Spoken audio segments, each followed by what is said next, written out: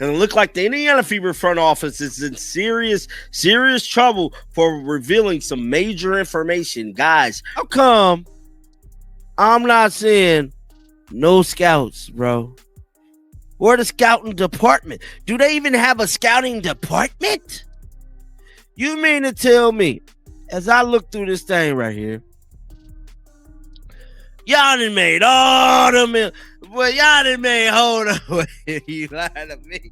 What I'm about to tell you will make you question everything you think you know about professional sports. A billionaire owner worth $5 billion just got exposed for the most shocking betrayal in basketball history, and it involves the one player who saved an entire league from extinction. While Caitlin Clark was breaking records, selling out arenas, and bringing $78 million in revenue to the WNBA, her own team was secretly sabotaging her career behind closed doors. The evidence we uncovered is so damning that it's not just organizational failure, it's systematic destruction of a generational talent. This isn't some conspiracy theory. This is documented proof of how greed and negligence are destroying the most important player in women's basketball. And when you see what they've been hiding from the public, you'll understand why fans are calling for criminal charges. The woman who single-handedly transformed women's basketball from a struggling league into appointment television is being betrayed by the very people who profit from her success. And the worst part, they don't even care that everyone can see what they're doing. Caitlin Clark has been out for weeks now with her third separate injury of the season. Think about that for a second. A player who never missed a single game in college or her rookie year suddenly can't stay healthy. Her groin, her quad, different parts of her body breaking down one after another. But here's what nobody's talking about. This isn't bad luck.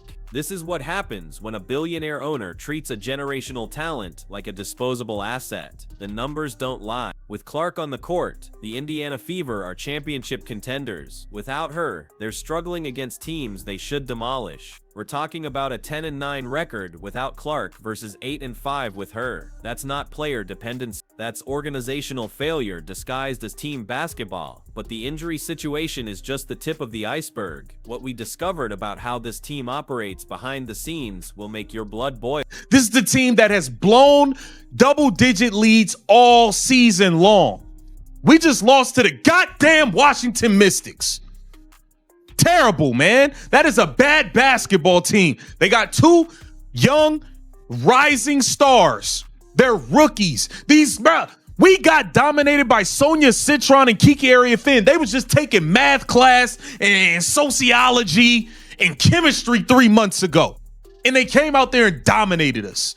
The Indiana Fever don't have a scouting department. Let me repeat that. A professional basketball team worth hundreds of millions of dollars owned by a man worth $5 billion doesn't employ a single professional scout, while other teams are identifying international talent months in advance. The Fever are literally asking their players to scout for them. You heard that right. The head coach just admitted on camera that she doesn't know much about a player they just committed to. This isn't roster management. This is organizational malpractice with real consequences. They're signing players to fill gaps caused by injury, and nobody in that building has done the homework on who these people actually are. Here's where it gets absolutely insane. When pressed about their scouting process, they revealed they're using Brianna Turner, an active player who should be focused on her own performance, to evaluate potential signings. This is like asking your Uber driver to perform heart surgery because you didn't want to pay for a real doctor. I mean, the bottom line though is Caitlin Clark is missing, and that is showing, and I think everybody is missing her, including myself. She has carved out this like really big niche in the WNBA. A lot of fans have come to see her, and she unfortunately has just been plagued with injury after injury, and the Indiana Fever have had to try to like tread water or like keep afloat, and fans are trying not to lose hope until and if she returns, because Caitlin Clark is the reason that a lot of people, myself included, are just so drawn to the WNBA, so drawn to her play style. And I gotta say, I really feel for the rest of the team. A professional athlete discovered another professional athlete for them. Not their scouting department, not their front office executives. not their international contacts. A player who's supposed to be preparing for games is out here doing the job that billion-dollar organizations pay entire departments to handle. And who is Herb Simon? The man behind this disaster is worth over $5 billion. He owns shopping malls across America. He's got the money to build championship teams 10 times over, and he's choosing to run the Indiana Fever like a hobby project. This is a guy who spent $78 million on a practice facility, but won't hire professional scouts to identify talent. Simon has owned this team since 2000, 25 years of ownership, and this is what he's built. A franchise so unprepared for success that when their superstar gets hurt, they're scrambling to sign players they know nothing about. The man who could write a check for any player in the world is instead letting his organization wing it with phone-a-friend scouting. Are in the process of building a $78 million practice facility. The Indiana Fever consistently draw over 16,000 fans to their home games. The Indiana Fever, amongst the top franchises in the league when it comes to merchandise sales. The Indiana Fever, now you know, marketing campaign. Kelly Krauskopf saying she wants to be the Apple of the WNBA. You would think, after all of these accolades, after all of the speculation, after all of the now you know, you'd think that we'd have a scouting department, right? Where do we get these randoms from? That's a fan asking the question every basketball expert is thinking. How does a professional organization keep signing players that nobody's ever heard of? Players who average 6.8 points in college. Players who haven't touched a basketball court in years. The answer is simple. They don't scout, they panic. When Odyssey Sims got signed, at least she had WNBA experience. But Kira Lambert, a player who's never even stepped foot in the league, gets a contract because they needed bodies and had no idea where to find quality. This is what happens when you treat professional roster construction like a pickup game at the local gym. You end up with a collection of random players hoping someone, anyone, can fill the massive void left by your injured superstar. But here's what should terrify every Fever fan. They're wasting proven talent while chasing these mystery signings. Sophie Cunningham sits on the bench watching quality minutes slip away while coaches experiment with lineups, featuring players they literally just met. This is a veteran who's been in championship environments, who knows what winning organizations look like, and she's stuck in rotations that make no sense. You lying to me. I think they merchandise sales was up like 300%. Y'all done made all them millions off CC Effect. And y'all ain't hired no damn scouts. Kayla's in deep trouble. Oh, it's looking real spooky. You mean to tell me y'all done made all the millions, bro, sold all them damn jerseys, and y'all do not have a scouting department? What the fuck? You mean to tell me? Hold on. Are you serious right now? When you're pulling players who are performing well and starting players who haven't earned minutes and running offensive sets that leave your best players standing around watching, you're not coaching. You're improvising, and improvisation doesn't win championship. The coaching situation under Stephanie White has become its own nightmare. Fans are openly questioning her substitutions, her defensive schemes, and her ability to close out games. They'll build double-digit leads, then watch them evaporate because nobody knows how to make proper adjustment. Here's the most damning part. They gave away almost 90 points to a team that ranks 11th out of 13 teams in offensive production. The Washington Mystics, one of the worst offensive teams in the league, came out and dominated them. College players who were taking chemistry classes 3 months ago turned into unstoppable forces against professional defenders. But the medical situation might be the most criminal aspect of this entire disaster. Caitlin Clark's injury history tells a story that should have every player in the league terrified. This isn't just bad luck. This is what happens when you don't invest in proper medical protocols, training staff, and player load management. We lost by 1 point to them.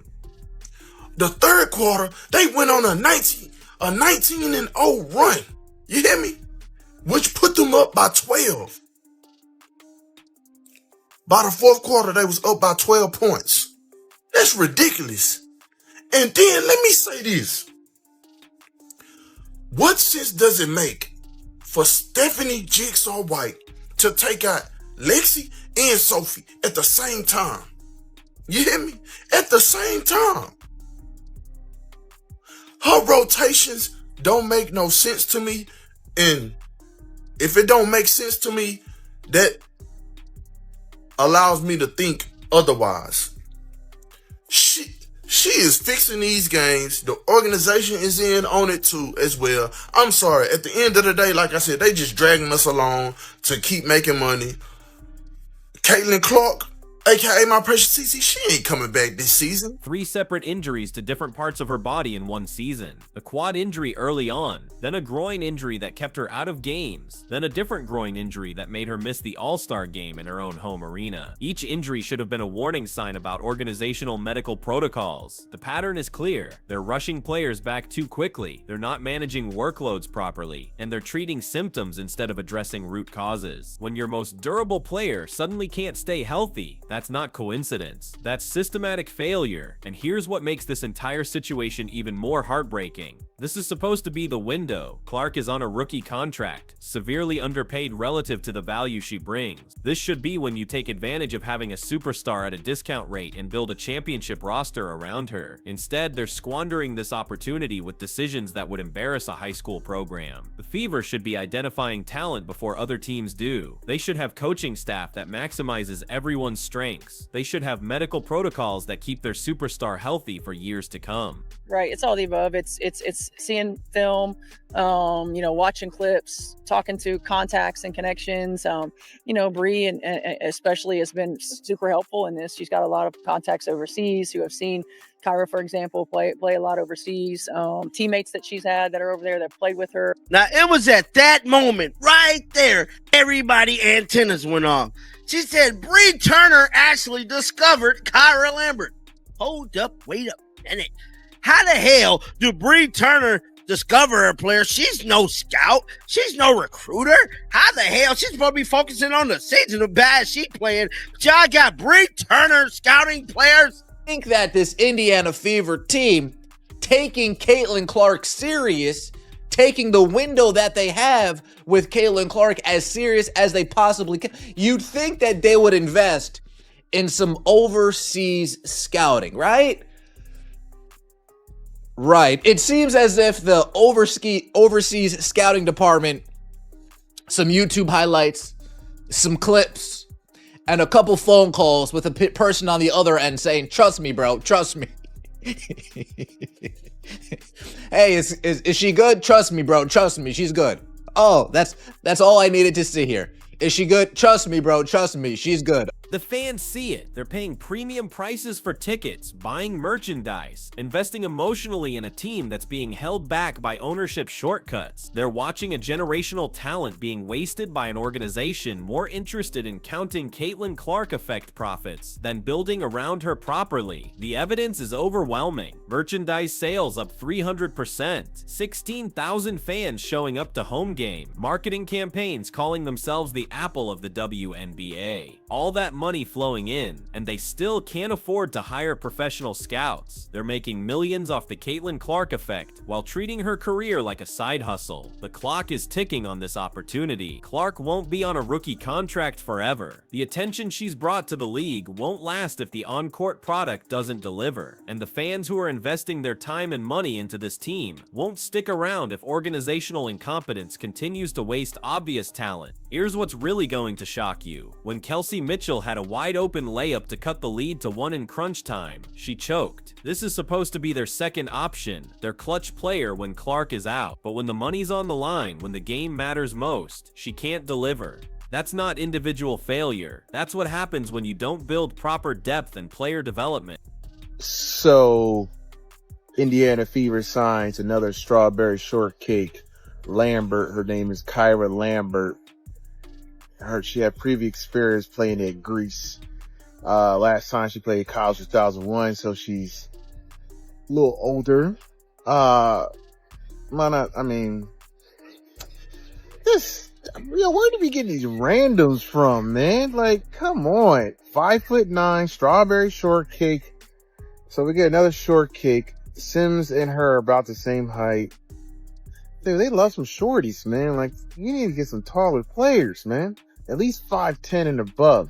They lost by 1 point to the Washington Mystics after giving up a 19-0 run in the third quarter. 19 straight points. That's not bad luck. That's coaching malpractice. When your defensive coordinator can't figure out how to stop one of the league's worst offensive teams, you've got problems that go way beyond personnel. And the rotation decisions? Taking out your best players at the same time while you're trying to hold a lead? Fans are literally questioning whether the games are fixed because the decisions make so little sense. When your own supporters think you're throwing games, you've lost all credibility as a professional organization. Herb Simon is worth $5 billion. The Indiana Fever generate millions in revenue. The practice facility investment proves he's willing to spend money, but he's spending on buildings and branding while ignoring the human infrastructure that actually wins championships. This isn't about money. This is about priority. The most successful organizations in sports invest in scouting departments, medical staff, player development systems, and coaching infrastructure. The blueprint exists. Teams like the New York Liberty have dedicated scouting coordinators who consistently identify international talent that contributes immediately.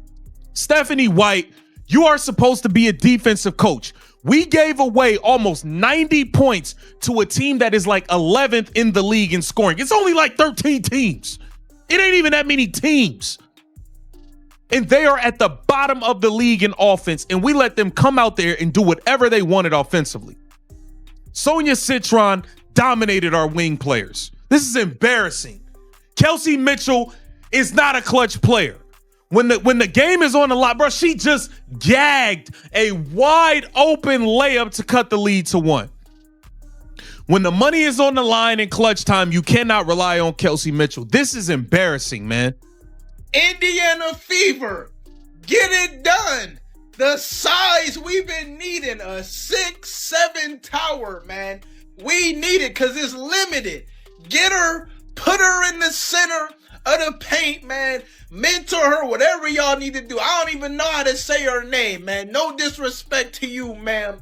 But we need you over here in Indiana, man. We need a 6'7" tower because there's not a lot of y'all in the league, man. Fever, damn, man. I don't know how we gonna get it done. I don't know. But get it done, Indiana Fever. This is what we need.